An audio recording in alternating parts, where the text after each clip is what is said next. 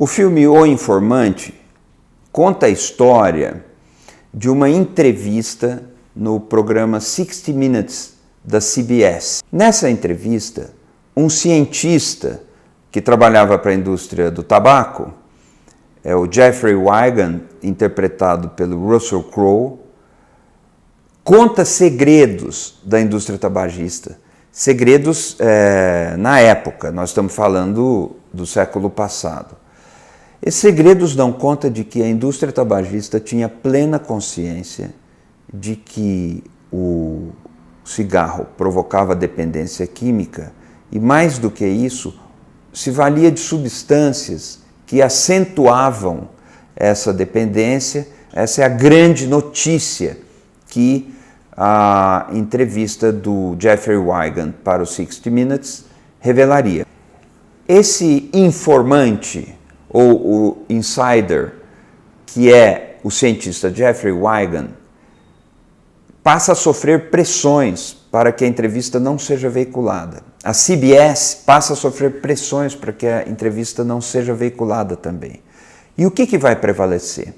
Vai prevalecer o interesse da indústria tabagista, vai prevalecer o contrato de confidencialidade que prendia esse cientista aos ditames dessa indústria, ou, ao contrário, esse cientista vai romper esse contrato de confidencialidade e vai fazer com que prevaleça o interesse público e o direito da sociedade conhecer os mecanismos químicos que eram explorados pela indústria do tabaco para acentuar a dependência e prejudicar a saúde dos usuários. É uma aula de jornalismo.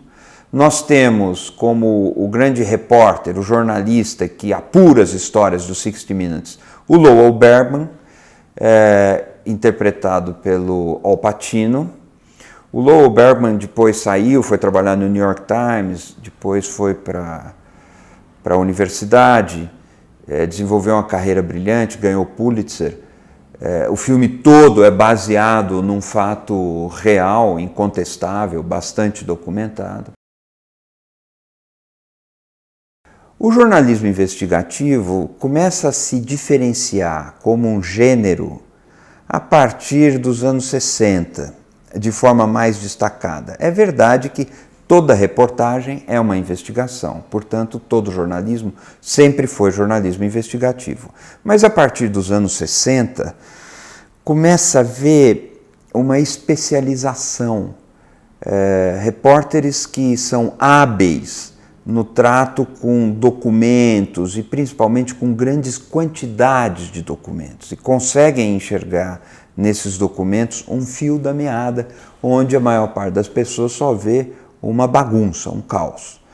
Para esse tipo de jornalismo, que foi muito importante no caso Watergate, foi muito destacado também no escândalo dos documentos do Pentágono, os Pentagon Papers, ele foi muito apoiado pelo uso de computadores.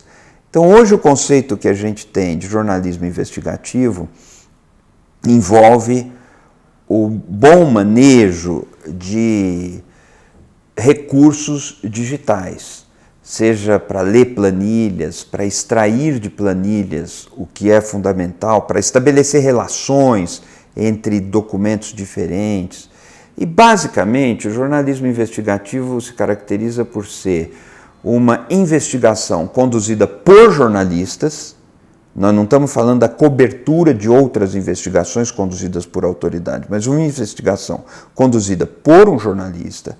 Ele se caracteriza também por tratar de temas de interesse público gritante, não é uma futrica sobre a vida privada de A ou B, mas um assunto que afeta direta e claramente a vida da sociedade, a vida de cidadãos. O jornalismo investigativo também se caracteriza por alguns outros elementos.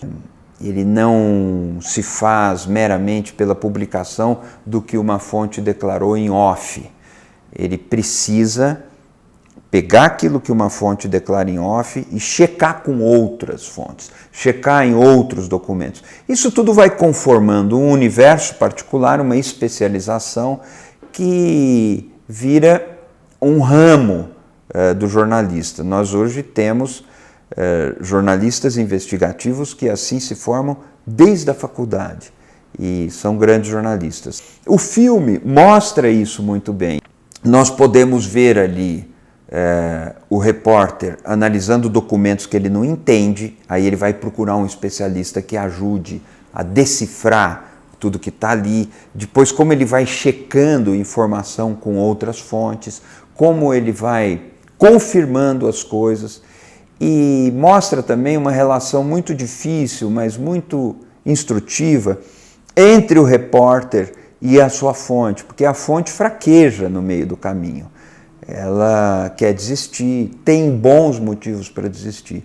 É aí que nós vemos essa segunda matéria sobre a qual o filme é uma aula, a ética da profissão e a ética da sociedade em geral. Por que a ética da profissão?